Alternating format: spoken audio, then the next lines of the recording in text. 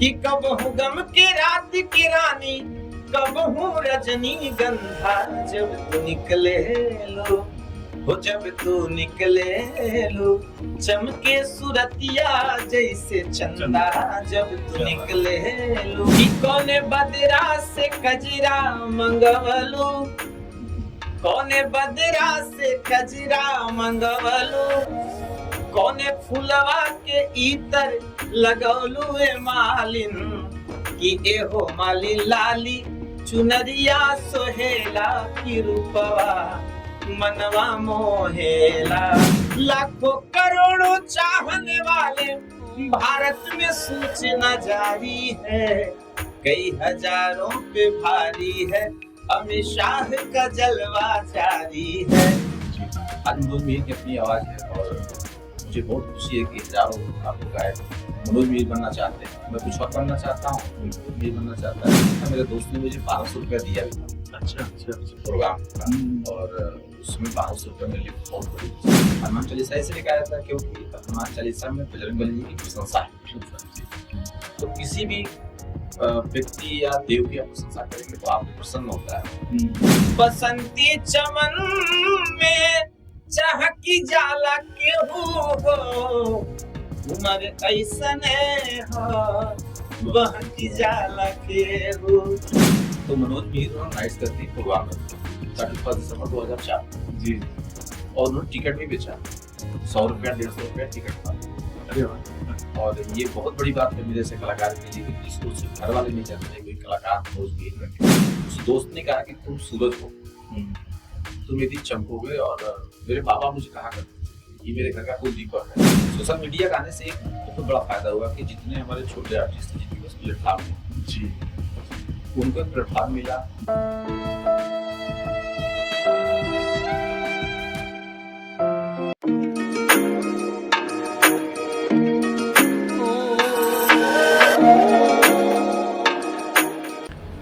प्रणाम, मैं हूं कृष्ण कुमार तिवारी और आप देख रहे हैं लाउड स्पीकर 90 FM।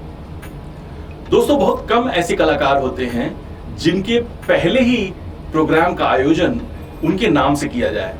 हमारे आज के साहित्य संगम कार्यक्रम के कलाकार के पहले प्रोग्राम का आयोजन उनके नाम से हुआ और उसका नाम रखा गया था मिहिर नाइट्स। ये कार्यक्रम उनके दोस्तों के द्वारा आयोजित किया गया और इस कार्यक्रम की ख्याति इतनी अधिक बढ़ी कि आज वर्तमान में 22 देशों तक जा पहुंची है।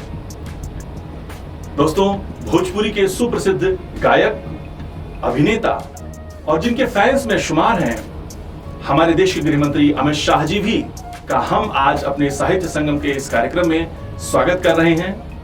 नमस्कार दोस्तों, तो आज साहित्य संगम के इस खास प्रोग्राम में हमारे साथ हैं श्री मनोज मीर जी, जो कि प्रख्यात गायक और एक भोजपुरी अभिनेता भी हैं। मनोज जी, आपका बहुत बहुत स्वागत है इस कार्यक्रम में। और प्रणाम आपको सभी श्रोता को मनोज मीर का ढेर सारा प्रणाम। जी जी। तो सबसे पहला तो सवाल इस कार्यक्रम में मैं आपसे ये पूछना चाहूंगा कि जो शुरुआत रही है जो आपकी इस क्षेत्र को लेकर के, आपकी शिक्षा दीक्षा, तो इसके बारे में थोड़ा सा हमारे दर्शकों से साझा कीजिए। नहीं, मैं आपके दर्शकों से बताना चाहता हूँ, ये मेरे भगवान है। ये कोई आपके लिए दर्शक होंगे लेकिन मेरे साक्षात भगवान है। सुनिए, मुझे गाँव में पढ़ाई किया, मैं प्राइमरी पढ़ाई किया, उसके बाद फिर मैं गोरखपुर शहर में आया। यहाँ से मैंने स्कूलिंग की और फिर कॉलेज मैंने MSc किया मैंने बायो से। और मेरे फादर चाहते थे कि मैं डॉक्टर बनूँ, इसलिए मैंने बायो से पढ़ाई करी। फिर मेरी माँ बाबू की कुछ और इच्छा थी। और सबसे बात है कि मेरी गायकी माँ की कृपा से उसने मुझे वरदान दिया जी। कुछ मैंने सीखा नहीं था जब मैं गायकी फील्ड में आया। अच्छा। तो ये दुर्गा माँ का कृपा है, और जिसने मनोज मीर को पैदा किया उसका नाम दुर्गावती देवी है। तो मेरी माँ की बड़ी कृपा रही जी। मेरे पिताजी बहुत डांटते थे मुझे कि नचनिया भैया बनेगा, ब्राह्मण तुम्हें पैदा हुआ तो इतना सुनना पड़ेगा जी। मेरी माँ कहती थी कि तुमको जो करना है करो, और मुझे पूर्ण विश्वास है कि तुम वो करोगे तो समाज के लिए अच्छा होगा। तो मेरी माँ का बहुत प्रेरणा रहा मेरे लिए जी। बाद में मेरे पिताजी मेरे बहुत बड़े फैन हो गए। अभी नहीं है दुर्भाग्य से हमारे बीच, लेकिन इस दुनिया के सबसे बड़े फैन थे। शुरुआती मेरा ठीक चला, फिर बाद में कॉलेज करने के बाद मैं 1-2 साल भटका भी मैं। अच्छा। मैंने कुछ काम भी किया, ऐसा काम जो मेरे भगवान ने स्वतः गड़बड़ नहीं करता है। मैंने कुछ प्राइवेट काम भी किए। साझा करना चाहेंगे? हाँ क्यों नहीं, मैं मेडिकल फील्ड में काम किया। अच्छा। क्योंकि मेरे पिताजी की ताना सुन करके मैं बहुत परेशान हो गया था। अच्छा। और उसमें एक बड़ा बुरा इंसिडेंट था मेरा, जब एमएससी फाइनल ईयर का रिजल्ट निकला। तो चूंकि पिताजी बोलते थे तो कुछ करो, वो देखते नहीं थे कि मैं डॉक्टर बनने के लिए कुछ प्रयास कर रहा था। वो हमेशा देखते थे कि इसका गायकी की तरफ रुझान है, तो उसको बहुत बोला करते थे। मुझे लगा कि घर बैठ जाऊंगा तो मुझे बहुत ताना मिलेगा, तो मैंने मेडिकल फील्ड में ज्वाइन किया, ठेकेदारी मैंने किया। और मैं मुंबई भागने के चक्कर में था काम करने की। अच्छा। एक्टर बनने, सिंगर बनने नहीं, क्योंकि मेरे अंदर कुछ ऐसा था नहीं कि मुझे सिंगर बनना है। और फिर किसी ने ऐसा किया भी नहीं, बताया भी नहीं कि तुम बहुत कॉलेज टाइम में मैं गाता था, और कॉलेज यूनिवर्सिटी में सब लोग मुझे बुलाते थे स्पेशली एंकरिंग के लिए। एंकरिंग के बीच बीच में गाते भी रहता था, बहुत अच्छा लगता। अच्छा। और फिर बाद में अचानक से मेरी गायकी पर रुझान हुई, तो मैं सीखने गया। मैंने कहा मैं संगीत सीखूंगा। और मुझे लगता है कि 10 से 15 दिन में मेरे प्रथम गुरु जी हैं आदरणीय जी, अभी हनुमत संगीत आश्रम है वहाँ मैं गया, सरगम वो सीख रहा था। उसी बीच अचानक से मैं स्टेज भी करने लगा, मतलब स्टेज कर लगा। तो मेरे कुछ मित्रों ने, उसमें स्पेशली मेरे मित्र हैं मारुति पांडे जी, उन्होंने कहा बाबा आप गायकी में आओ, फोन कर में आओ। मैंने कहा मुझे कोई जानता नहीं तो कौन मेरी गायकी सुनेगा, मेरे घर वाले भी नहीं जानते। और उन्होंने अचानक से मनोज मिहिर नाइट्स करके एक प्रोग्राम रख दिया। उसमें मेरे पास कुछ भी गाने नहीं थे अपने। अच्छा, मनोज मिहिर सीधा मनोज मिहिर नाइट्स। हाँ, अचानक उन्होंने कहा कि नहीं वो 31 दिसंबर हम लोग मनाएंगे और आप प्रोग्राम करेंगे। तो मैंने कहा कि मुझे तो कुछ अभी स्टेज का अनुभव नहीं उतना। तो बोले नहीं आप बहुत स्टेज करते हो, इतने लड़कों के सामने आपने गाया है और गाते रहते हो, तो कॉन्फिडेंस है जी। तो मनोज मिहिर उन्होंने नाइट्स करके प्रोग्राम रखा 31 दिसंबर 2004 जी। और उन्होंने टिकट भी बेचा, 100 रुपया 150 रुपया टिकट था। अरे वाह। और ये बहुत बड़ी बात है मेरे जैसे कलाकार के लिए कि जिसको उसके घर वाले नहीं जानते कोई कलाकार मनोज मिहिर करके। मेरा पूरा नाम मनोज कुमार मिश्रा है, मिहिर मेरा टाइटल है। और उस दोस्त ने कहा कि तुम सूरज हो, तुम यदि चमकोगे। और मेरे बाबा मुझे कहा करते थे कि ये मेरे घर का कुल दीपक है। तो मिहिर का मतलब सूर्य होता है जी, सुबह का जो मिहिर होता है सूर्य उसको। तो मनोज मिहिर उसमें ऐड हो गया। और उसी दिन मनोज मिहिर नाइट्स करके प्रोग्राम हुआ। शहर के सारे सम्राट लोग इसमें आए थे। तब मैं भरत व्यास शर्मा जी और मनोज तिवारी जी के सारे गानों को रट करके या उनके गानों को सुन करके लिखा मैं, और पूरी रात में गाया। 4 घंटे का सोलो मेरा प्रोग्राम था और पब्लिक गई नहीं। 4 घंटे का प्रोग्राम था। और मेरे जैसे नए कलाकार के लिए ऑडियंस का 4 घंटा बैठ कर सुनना, इसका मतलब कि माँ भगवती की कृपा मेरे ऊपर थी और साक्षात विराजमान थी, तभी लोग बैठे थे। तो आप एक बात बताइए कि जब आप इस तरीके से आप इतने पॉपुलर हुए थे, क्या कोई ऐसा पर्टिकुलर गाना था जो लोग हमेशा आपसे सुनते थे? नहीं, मैं उस समय मनोज तिवारी जी का गाना गाया करता था। मेरे आदर्श है वो तिवारी मृदुल जी, मेरे आदर्श है भरत व्यास शर्मा जी। मैं इन दोनों को ही सुना करता था। तो कोई पर्टिकुलर गाना उस समय गाना मनोज जी का बहुत मैं गाता था, लोग सुना करते थे कि बसंती चमन में, हरी बसंती चमन में चहक जाला के हो, बसंती चमन में चहक जाला के हो, बसंती चमन में चहक जाला के हो, उमर ऐसने हो बहक जाला के हो। तो कॉलेज टाइम पे लड़के लोग बहुत हल्ला करते थे और रफी साहब का ही मैं गाना गाता था। तो 2-3 गाने मेरे बहुत हिट थे उसके। किसी भी कॉलेज में जाता था तो वो लगाना जैसे ये रफी साहब गाना तो आने से उसके आए बहार, जाने से उसके जाए बहार, बड़ी मस्तानी है मेरी महबूबा, महबूबा मेरी जिंदगानी है मेरी महबूबा। ऐसे बहुत सारे गाने थे जो मैं गाया करता था। बहुत सुंदर, बहुत अच्छा लगा सुन करके। तो ये जो आपने बताया कि मनोज तिवारी जी या मनोज शर्मा व्यास जी को आप सुनते थे, तो बाद में अपनी आवाज को डेवलप करने के लिए फिर आपने क्या किया? नहीं, फिर मेरे अपने गाने आने लगे। मुझे पढ़ा लिखा होने का कुछ फायदा होता है। जी। और फायदा ये होता है कि तो आपको बातचीत बोलने की कला आनी चाहिए। और मैं जब भोजपुरी में आया, हिंदी चूंकि मैं गाता था, वो मुकेश जी को गाया था। हिंदी मुकेश जी गानों को मैं सुनता था, उनको मैं लगभग कॉपी करने की कोशिश करता था। अच्छा। वहाँ तक पहुँचना तो मेरे से कोई औकात नहीं, लेकिन मैं मुकेश जी को गाया करता था। लेकिन मेरे पिताजी सुना भी करते थे, किसी कहते थे पैर दबाओ, मुकेश जी कुछ गाना गाओ, तो उनको पैर दबाते रहता था, मुकेश जी गाना भी सुनता था। आवाज़ मेरी टोनल उधर चली गई थी। अच्छा। फिर अचानक मैं भोजपुरी में आया तो भोजपुरी का टोन थोड़ा अलग हो गया। बिल्कुल। मुझे दिक्कत है, अच्छा चूंकि मनोज तिवारी जी भरत जी को गाने से क्या होता था, मेरे अंदर वेरिएशन था, वैरायटी थी आवाज में, ऐसा नहीं था लेकिन बहुत लोग कहते थे कि आप मनोज तिवारी जैसा गाते हो, तो मुझे खुशी मिलती थी। लेकिन एक पल ये भी लगता था कि नहीं, मेरी अपनी ओन आइडेंटिटी क्या है, तो उसके लिए मैं प्रयास करता था। बहुत रियाज किया मैंने, बहुत सारे ऐसे रियाज है जिससे वॉइस चेंज होती है जी। आज मनोज मीर की अपनी आवाज़ है और मुझे बहुत खुशी है कि हजारों लाखों गायक मनोज मीर बनना चाहते हैं। मैं कुछ और बनना चाहता हूँ, कोई मनोज मीर बनना चाहता है, मेरी आवाज़ की कॉपी भी करते हैं, अच्छा भी लगता है मुझे। तो ये जो आपका फर्स्ट स्टेज था, इससे फिर आपको क्या लाभ हुआ एग्जैक्टली? आप कहाँ फिर? नहीं, उसके बाद मुझे प्रोग्राम मिलना शुरू हो गया और इवन आप बिलीव नहीं करेंगे, पहला जो प्रोग्राम था मेरे दोस्त ने मुझे 1200 रुपया दिया भी था। अच्छा। प्रोग्राम का, और उसमें 1200 रुपये मेरे लिए बहुत बड़ी चीज़ थी, पहली बार मैं कमाया था। और उसी दिन उसी प्रोग्राम में डॉक्टर साहब थे, मऊन उनके बेटे की शादी थी, उन्होंने मुझसे कहा कि आपका प्रोग्राम मुझे चाहिए और कराना है। मैं कहा ठीक है सर। तो उन्होंने बोला कि कितना पैसा आप लोगे? मैंने कहा अभी तो मुझे पता भी नहीं है कितना पैसा लेना चाहिए, क्योंकि बच्चे को क्या पता। उन्होंने कहा मैं आपको 7,000 रुपया दूंगा। तो मैं गया था 7,000 रुपया में। कहिए कि मेरा पहला जो व्यवसायिक बुकिंग थी वो 7,000 रुपये थी, और आज ईश्वर की कृपा से मैं 7 लाख में भी जाता हूँ। आपने तमाम तरीके के गाने गाए हैं और बहुत सारे गाने बहुत कुछ चर्चित भी हुए हैं। एक गाना आपके मुख से जो बहुत सुनने को मिला है वो अमित शाह जी के ऊपर, हमारे गृह मंत्री जी हैं देश के, तो अमित शाह जी की आरती और अमित शाह जी का जलवा, तो क्या कोई विशेष मतलब आपका अनुराग है या क्या? नहीं, देखिए अमित शाह जी, इसमें कोई शक नहीं कि हमारे देश के वो लोग ऐसे योद्धा हैं, एक ऐसे सैनिक हैं जिनके हाथों में देश बहुत सुरक्षित है। एक भाव भी था कि गायक के रूप में कलाकार तो समाज का आईना होता है। जी।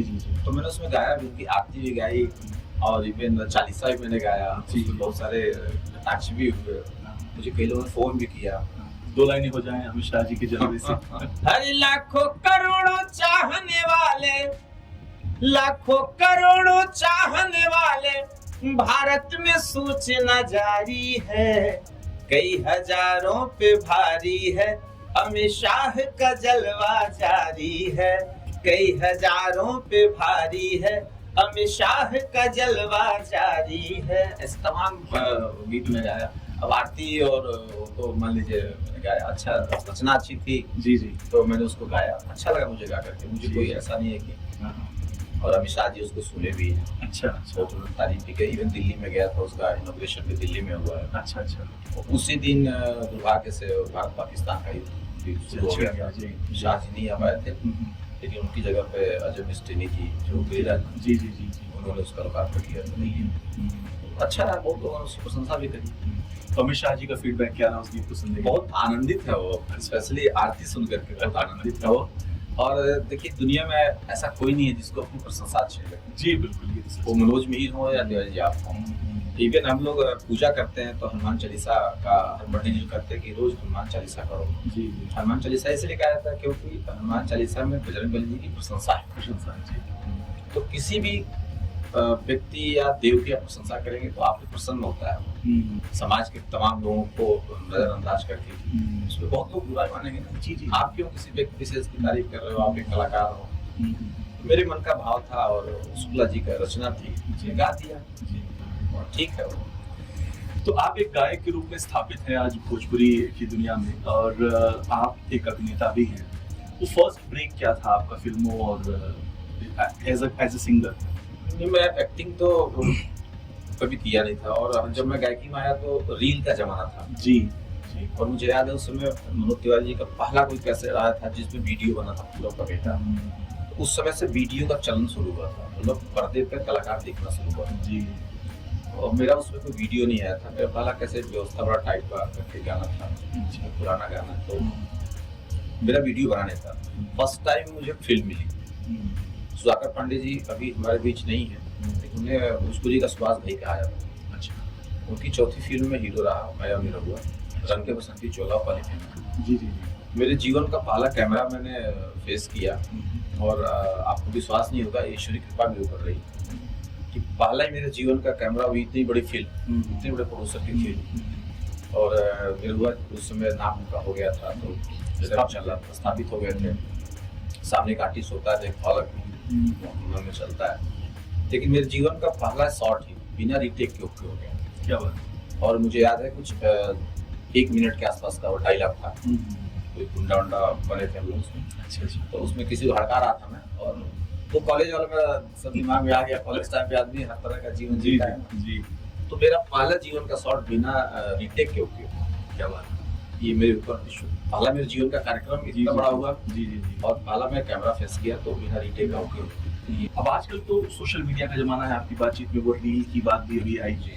तो इससे क्या लाभ हुए हैं, आपको क्या लगता है, क्या इसने चीजों को आसान कर दिया है या नए चैलेंजेस हैं कुछ? नहीं, चैलेंजेस तो जब भी कुछ नया आता है तो कुछ चैलेंज लेके आता है, कुछ उपलब्धि भी लेके आता है जी। सोशल मीडिया का आने से एक बहुत बड़ा फायदा हुआ कि जितने हमारे छोटे आर्टिस्ट हैं जिनके पास प्लेटफॉर्म नहीं जी उनको एक प्लेटफॉर्म मिला। इवन उनका घर ही उनका स्टेज बन गया जी। हम लोग स्टेज खोजते थे, कोई प्रोग्राम में बुलाएगा तभी तो हम गा सकते थे। उनके पास कोई बुलाए ना बुलाए, तो घर में ऐसा कई गायक हिट हुए हैं जिनको कोई मार्केट में कभी स्टेज पे देखा नहीं। सोशल मीडिया को बहुत हाईलाइट है वो, और नाम भी किए हैं, पैसे भी कमा रहे हैं वो। सोशल मीडिया ने दिया है, लिया है बहुत कुछ। लोगों का चैन छीना है, लोगों का प्रेम छीना है, लोगों का व्यवहार तक छीन लिया है। मुझे याद है बहुत सारे मेरे से कलाकार भी, या मेरे से जो बड़े कलाकार रहे, वो टी सीरीज के ऑफिस सामने जाकर कई दिन बैठे रहते थे मिलने के लिए। उसके मालिक से रिक्वेस्ट करते थे कि मेरा गाना कोई आप लॉन्च कर दीजिए। आज हम लोग किसी से रिक्वेस्ट नहीं करते हैं, कोई नहीं लॉन्च करेगा, कोई बात नहीं। मेरे खुद के कई चैनल्स हैं जी। मैं गाना अच्छा बनाता हूँ तो किसी कंपनी बोलता हूँ, ले लेते हैं लोग। और कभी एटीट्यूड दिखाते हैं तो हम कंपनी लॉन्च कर देता हूँ। हमको भी कुछ मन करता है, कुछ नया गाना बनाया और उसको रिकॉर्ड नहीं कर पा रहे हैं किसी कारणवश, तो हम लोग ऐसे लाइव गा के भेज देते हैं। उस पर भी मिलियन व्यू आ जाते हैं हमारे। मतलब हम जो कर रहे हैं वो लोगों तक पहुँचे। हम सुबह उठे और शाम को सोने से पहले अगर हमारे भगवान हमारी क्रियाकलाप को न देख रहे हो, भगवान मतलब ऑडियंस, भगवान मतलब ऑडियंस, हम तो ईश्वर को देखे नहीं। इन्हीं लोगों ने ताली बजाया, इन लोगों ने पैसे दिए, इनके पैसे से मैं जीता हूँ, इनके ताली से मैं खुश रहता हूँ। तो मेरे लिए भगवान मेरे ऑडियंस ही है। और हमेशा मैं यही विश्वास साथ काम करता हूँ कि मेरे श्रोता जो मेरे भगवान है इनको कोई कष्ट मुझसे ना हो, इसलिए मैं अच्छा गाना गाता हूँ। मुझे कई लोगों ने प्रेरित किया कि थोड़ा सा चलन बड़ा अजीब है, व्यवसायिक करण हो गया है जी। उनसे कई लोगों ने बोला कि थोड़ा सा आप भी गाओ जी। बोला किस टाइप का गाना गाओ, थोड़ा हल्का गाना गाओ। जब मैं पढ़ा लिखा हुआ, मेरी पर्सनालिटी ऐसी, कोई ये नहीं बोलता है अश्लील गाओ। तो मैंने कहा कि देखो, काम करने के लिए आप नीचे उतरो। कल आपको बड़ा होना है, कल आपके बच्चे मार्केट में जाएंगे। तो आज तक तो मुझे किसी ने मेरे गाने के लिए, मेरे किसी काम के लिए मुझे मिहिरवा नहीं कहा होगा। प्यार से भी कोई मिहिरवा नहीं कहता मुझे।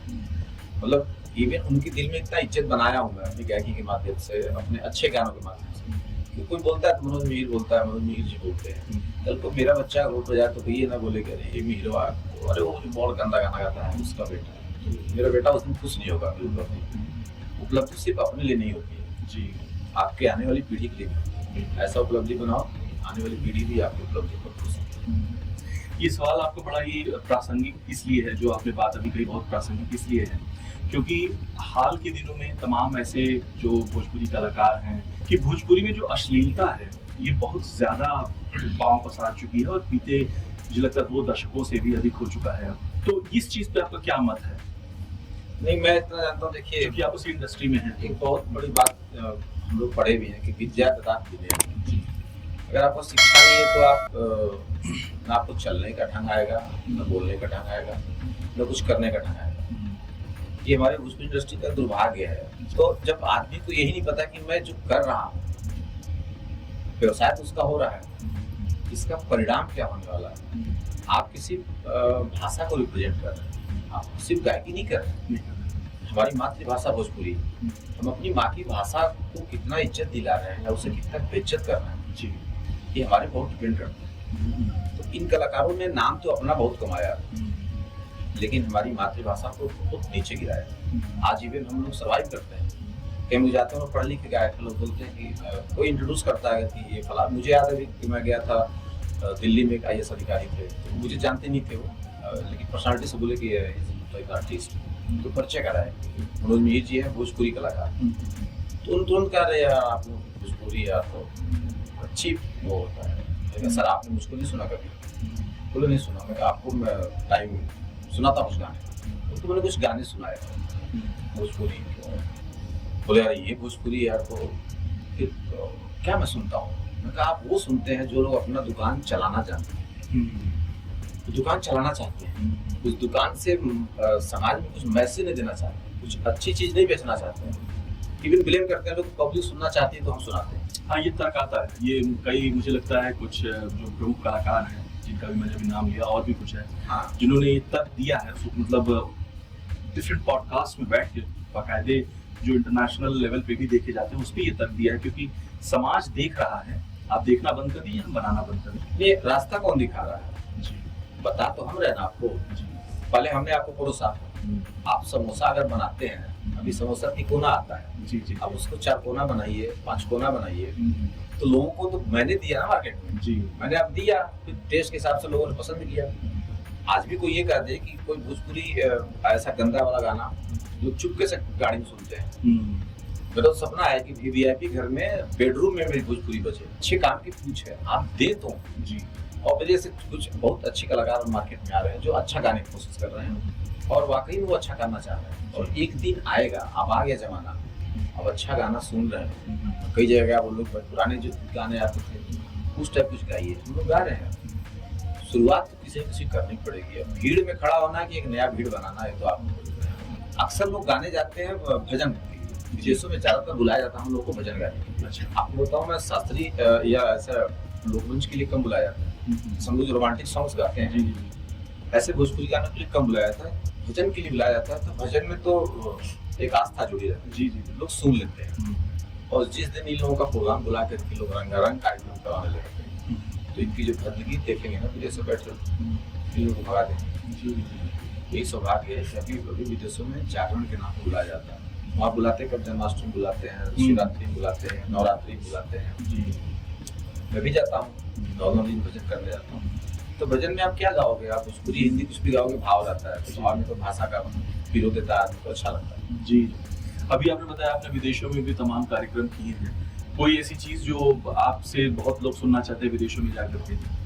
नहीं, एक मेरा भजन बहुत प्रचलित है, जो जब भी मैं किसी भी देश जाता हूँ जी। तो उसमें लोग सुनते हैं, और भजन देवी जी का है। अच्छा। माँ का श्रृंगार है वो जी। मालिन श्रृंगार माई की कर ले, तो भक्ता की पूछता कि कौन तरह का समझ मैया के सजोले वाड़ू, कितना सुंदर लग रहा है। जी जी। तो वो पूछता है भजन गा करके जी।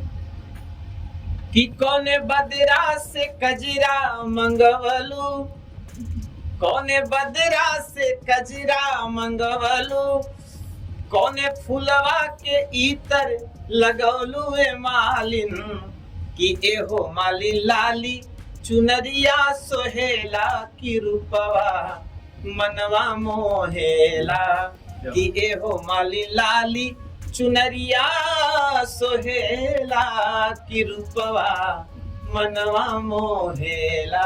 ऐसे बहुत सारे गीत हैं जी जी। जो लोग सुनते हैं स्पेशली, और कभी कभी एक ही गाना कलाकार को हर जगह पहुंचाता है। बिल्कुल बिल्कुल। बहुत सारे ऐसे होता है कि कोई गाना सुनते हो, मुझे कलाकार चाहिए। आपका सबसे पॉपुलर सॉन्ग कौन सा है, मतलब जो आपको सामान्यतः लोग फरमाइश करते हैं? मेरा एक गाना लोकगीत में, मेरा एक गाना है बहुत हिट हुआ था, एक कैसेट आया था, my name is Mihir. My name is Mihir. CD नया नया मार्केट में आया था, जी जी जी। चाहे वो रील खत्म हुआ था, CD आया था, तो उसमें मैंने गाना लॉन्च किया था। वो गाना बहुत सुनते हैं लोग, इवन मैं जागरण के मंच पे भी लोग फरमाइश कर देते हैं कि वो जरा गाना गाओ आप। My name is Mihir. My name is Mihir का गाना था। कबहू गम की रात की रानी, कबहू रजनी गंधा, जब तू निकले लो। देखिए श्रृंगार है, भोजपुरी में गाना, और देखिए साहित्य का क्या इसमें समावेश है कि कबहू गम की रात की रानी, कबहू रजनी गंधा, जब तू निकले लो, हो जब तू निकले लो, चमके सुरतिया जैसे चंदा जब तू निकले लो, चमके सुरतिया जैसे चंदा। अब तो ये आयाम हर जगह जुड़ रहा है, एआई नामक आयाम। हाँ। और आपकी सिंगिंग के फील्ड में भी आजकल जो नई सिंगर्स है वो भी सिंगर बने जा रहे हैं एआई के चक्कर में। तो आपके लिए, आप जैसे एस्टैब्लिश्ड सिंगर्स के लिए ये कैसे एक चैलेंज है? क्या आप इसको एक चैलेंज कर? चैलेंज है, ये बहुत बड़ा चैलेंज है जी। और अभी मैं यहाँ बैठा हूँ और मेरा वीडियो बना करके आपके पास आ जाएगा, मैंने गाया मेरी आवाज में। मैं पिछले कुछ दिनों पहले एक दोस्त से बात कर रहा था, मुंबई में बैठा था, उसका ना ये VFX का उसका बहुत बड़ा एजेंसी है, फिल्म में जो स्पेशल इफेक्ट्स आते हैं उसका कंपनी। तो मैंने कहा भैया अब तो आपकी जरूरत मुझे नहीं है। मैंने कहा भाई आपको वीडियो बना लूंगा, आपका गाना भी गा दूंगा, आप नहीं भी लिखेंगे तो भी गा दूंगा जी। मैं कैसे गा दोगे आप? मनोज मीर की आवाज कैसे पा जाओगे? मेरी पर्सनालिटी कहाँ दिखाओगे? उसने पता नहीं कहाँ से क्या करके 5 मिनट में मुझे गाने भी कुछ उसने वो AI के द्वारा बना करके, मैं गा भी रहा था। इवन वीडियो में मेरा जैसे एक होता ना, वो धुंधला धुंधला दिखता चीज, ऐसे करके वीडियो बना दिया जिसमें मेरी पर्सनालिटी दिख भी रही। उसने कहीं से फोटो हटा या मैं वीडियो का हटा, उसको उसने AI के द्वारा सब जो भी किया उसको भेजा। उसने दूसरे फोन पे, मेरा फोन से बात किया, दूसरे फोन भेजा, बोला भैया आप व्हाट्सएप चेक करिए। मैं चेक किया तो मैं वाक रह गया, फिर तो यहाँ बैठा हूँ, इस गाने को मैंने कभी सुना भी नहीं, कैसे आ गया? उससे तो मैंने कहा ठीक भाई चलो कोई बात नहीं जी। फिर मैंने सोचा कि बहुत बड़ा चैलेंज है, चैलेंज ने एक्चुअली क्राइम को बहुत बढ़ाया। आने वाले दिनों में मुझे कहने में बहुत दुख हो रहा है कि हमारी बच्चियां, हमारी बेटियां, हमारा जो पर्दा है ना वो रह नहीं जाएगा। किसी का फोटो बना करके किसी भी जगह किसी भी रूप में कुछ भी करके दिखा सकते हैं जी जी जी। और सरकार अगर इस पे, सरकार ऑलरेडी इस बारे में नहीं करना चाहिए। सरकार के लिए ये बाहर का जो बॉर्डर पर बैठा दुश्मन, उससे खतरनाक दुश्मन है जी जी जी। ये जीने नहीं देगा समाज में किसी। और ये कैसे आपकी सिंगिंग के एरिया को कैसे प्रभावित कर रहा है? क्यों नहीं, मेरी आवाज में गा देगा जी जी। मनोज मीर अगर फिर महंगा कलाकार पढ़ना है, स्टेज पे तो कुछ नहीं कर पाएगा वो, लाइव हमारा नहीं छीन पाएगा वो, लेकिन सोशल मीडिया पे हमसे बहुत कुछ छीन लेगा। हमारी आवाज में एकदम हूबहू मेरी आवाज में गा करके भेज देगा जी। मैं बोलता नहीं, मेरा मिलता जुलता एकदम फेस वीडियो में बना दिया था। इवन मुझे कैटरीना कैफ के साथ नचवा रहा था। सोचिए, कैटरीना कैफ को पता भी नहीं मनोज मीर कौन है, लेकिन नचवा रहा था वो जी। AI का बहुत खतरनाक कमाल होने वाला है। आपका करियर इतना लंबा है 20 सालों का, और आपने तमाम अलग अलग पड़ाव, एक पड़ाव, 2 पड़ाव आपने कुछ साझा भी किए हमारे साथ में, और भी कुछ ऐसे पड़ाव हैं जो बड़े इंपॉर्टेंट रहे हैं, एक आध दो साझा करना चाहें? और उसमें कुछ ऐसा वाकया हुआ ना कि मेरे पिताजी को लगा कि मेरा बेटा बहुत बड़ा काम कर रहा है। तो ऐसा नहीं कि एक सिंगर बनने जा रहा है, जैसे कोई नॉर्मल सा सिंगर बनेगा। ये मेरे नाम से उनकी पहचान होने लगी। मेरे पिताजी सेंट्रल गवर्नमेंट में क्लास 1 के ऑफिसर थे जी जी। और ब्राह्मण कुल में पैदा होने का एक अलग ईगो होता है जी जी। तो वो उनको लगता था मेरा बेटा इसे स्टेज पे घूम करके गाएगा, इसका ठीक नहीं है। एक दिन अचानक से एक वाकया हुआ, उसके पहले मुझसे खुश नहीं रहते थे वो। एक दिन उनके डायरेक्टर ऑफ इंडिया FCI, मेरे पिताजी फूल्स ऑफ इंडिया में कर रहे हैं, तो डायरेक्टर ऑफ इंडिया मतलब बहुत बड़ी पोस्ट होगी, उसमें सेंट्रल मिनिस्टर और प्राइम मिनिस्टर ही लेवल होता है। तो वो आए हुए थे, उन्होंने पिताजी थोड़ा रिलैक्स मूड में आए, तो मैं आए हुए थे, तो बोले कि यार मिश्रा लगता है मनोज मिश्र मिहिर बड़ा अच्छा गाता है, उसको मैंने प्रोग्राम कहीं देखा था, हम्बल लड़का है। फिर उन्होंने मुझे फोन किया, बोले कि इनको जानते हो? मैं नहीं जानता हूँ। मेरे सबसे बड़े ऑफिसर हैं ये पिताजी, हम उस फील्ड से नहीं, तो हम क्या जानते। फिर मैं गया, बैठा उससे बातचीत हुई, तो कई बार बोले कि बैठो बेटा बात करते हैं। बड़ा पसंद हुआ उसको देख करके। उसमें मेरे पिताजी पूछ भी नहीं रहे कि कैसे इसको बुला लिया, कुछ मतलब मेरे उसमें प्यार में ऐसा डूब गए थे कि कुछ पूछ नहीं रहे थे। कई बार बोले बैठो बेटा बैठो, मैंने कहा सर ठीक ओके। बोले बैठो बैठो कैसे बात होगी, तो मैंने बोला सर ठीक है। फिर दीवार बोले बैठो, मैंने कहा सर मेरे पिताजी खड़े, मैं कैसे बैठूंगा? बोले पिताजी आप मिश्रा? तो फिर मेरे पिताजी बहुत बोले यार डायरेक्टर ऑफ इंडिया अगर मेरे बेटे को जानता है तो आज मतलब मेरे वजह से मेरी बेटी की पहचान नहीं, मेरे बेटे की वजह से मेरी पहचान बहुत बड़ा। बहुत खुश हुए वो, मुझे बुलाकर गले लगाए, मैं रोए भी। और मैंने कैसेट गाया था आराधना करके, भजन का कैसेट था, हिंदी भजन था। मेरे पिताजी रोज सुनते थे और रोज रोते थे और रोज मुझे बुला करके वह गले लगाते थे, पीठ उठवाते थे मेरा। और मतलब मुझे जीवन का सबसे बड़ी खुशी होती है मेरे पिता का खुश होना, और ये मेरे जीवन का सबसे बड़ी उपलब्धि है।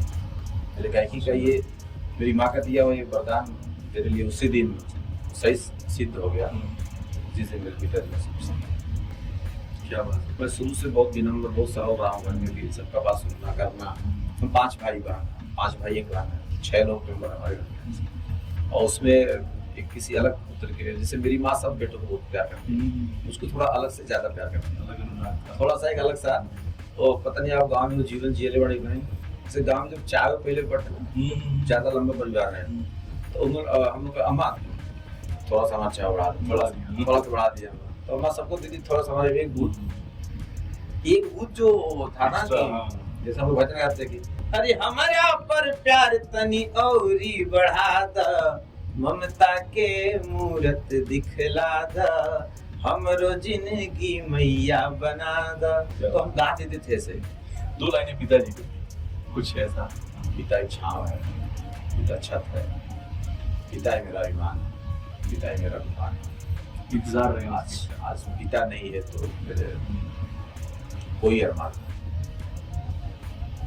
मैं एक चीज जीवन में मैंने एक चीज सीखा है कि अगर पिता है तो किसी बच्चे का कभी कंधा झुका नहीं रहता जी। और उसका पिता अगर नहीं है तो चाहे जितना मजबूत कंधा लेकर के चले, उसको कहीं न कहीं लगता है कि मेरे ऊपर कोई है नहीं। सारी धन संपदा आपकी अलग हो जाती है, और अगर आपके माँ बाप आपके साथ नहीं होते हैं, आपके पास नहीं होते, तो इंसान बहुत गरीब होता है। मैं आधा गरीब आधा अमीर हूँ, मेरे पास मेरी माँ है लेकिन मेरे पिताजी नहीं है, तो कहीं बोलते आज मैं जिस मुकाम पर हूँ, और वो मुकाम मेरे पिताजी अगर देखते तो शायद पूरी दुनिया में चिल्ला कर उभरते कि मेरा बेटा मनोज भी मेरा नाम कुछ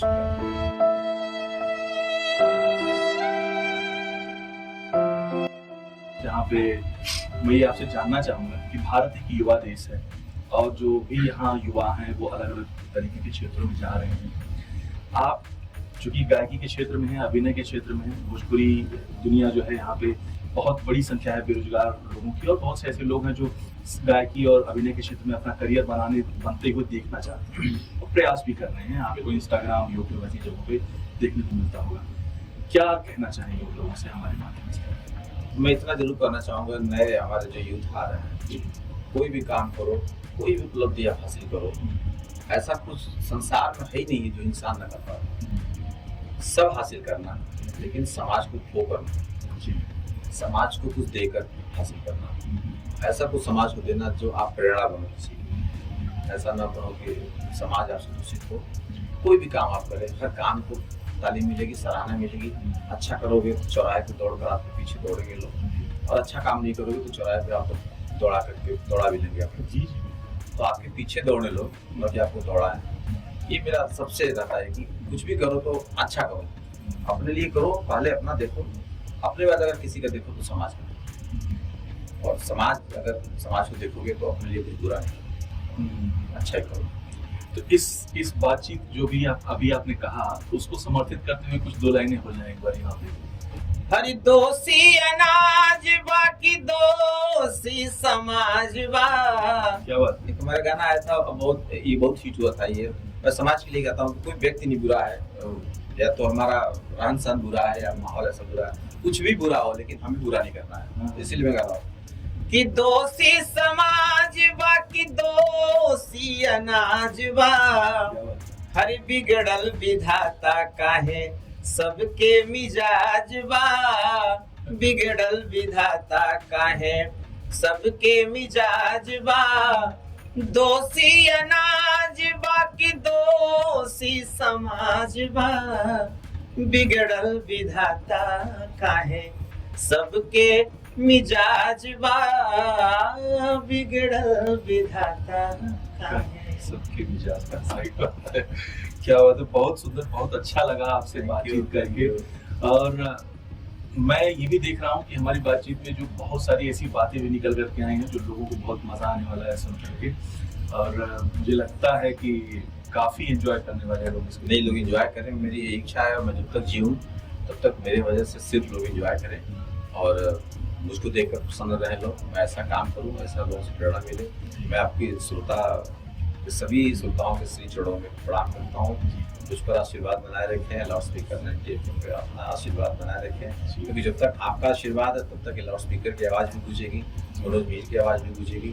तो आप लोग फिर ऐसे हम लोग किसी नए दौर में किसी नए रंग में फिर मिलेंगे आपके श्रोताओं। बजाओ बजाओ जरा झूम के बजाओ, 90 FM झूम के बजाओ, ऐसे गूंजो जैसे कि लाउड स्पीकर गूंजे है। बजाओ बजाओ जरा जोर से बजाओ, 90 FM जोर से बजाओ। थैंक यू सो मच, बहुत बहुत धन्यवाद। बहुत बहुत धन्यवाद।